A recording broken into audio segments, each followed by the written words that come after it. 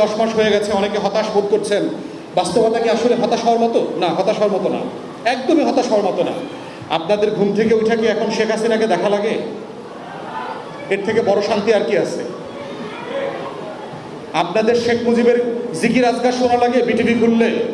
বিটিভিতে এখন বাতাবি লেবুর চাষ হয়, তো বাতাবি লেবুর চাষ হয় না, এটাই তো শান্তি। আপনাকে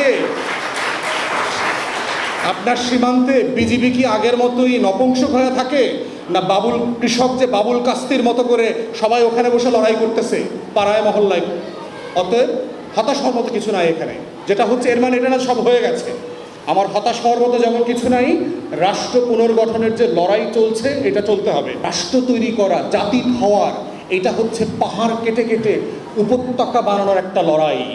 অতএব তরুণদেরকে, যুবকদেরকে, প্রজন্ম থেকে প্রজন্ম, জেনারেশনস আফটার জেনারেশন এই রাষ্ট্র তৈরি করবার লড়াই, সংগ্রাম, রক্ত দেয়া, কোরবানি করা, নিজেদের জীবন স্যাক্রিফাইস করে হলেও উত্তর প্রজন্মকে ভালো থাকবার যে আবেগ, যে আয়েশ, এটাই হচ্ছে ঐতিহাসিকভাবে একটা রাষ্ট্রকে রাষ্ট্র করেছে, জাতিকে জাতি করেছে।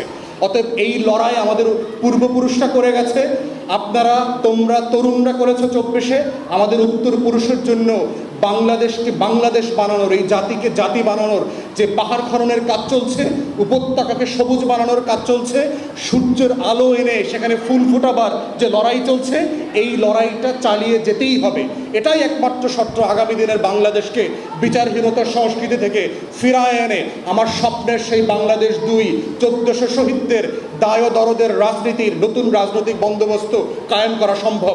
বিচারহীনতার জায়গায় যদি আপনি ফাইট করতে চান, প্রথমত হচ্ছে আপনার নিজেকে হিস্ট্রি থেকে, এই যে ফাউল জিনিস, বমি করা জিনিস কলকাতার গত 5-6 দশক ধরে আমাদের খাওয়াচ্ছে, এই বমিটাকে আবার ফালাই দিতে হবে, সফটওয়্যার ক্লিন করতে হবে, রিফ্রেশ বাটন লাগবে।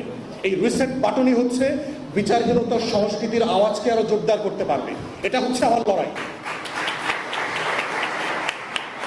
এবং ভালো দিক হচ্ছে যে 24-এর তরুণরা পুরাতনকে খুব সাকসেসফুলি রিজেক্ট করতে পারছে, তার মধ্যে কোনো হীনমন্যতাই। এবং দেখবেন বাঙালি জাতীয়তাবাদীরা যেটা করছে যে কিছু কিছু সাইন, সিম্বল, কিছু কিছু শব্দ, কিছু কিছু আয়োজনকে টাবু করে ফেলছে।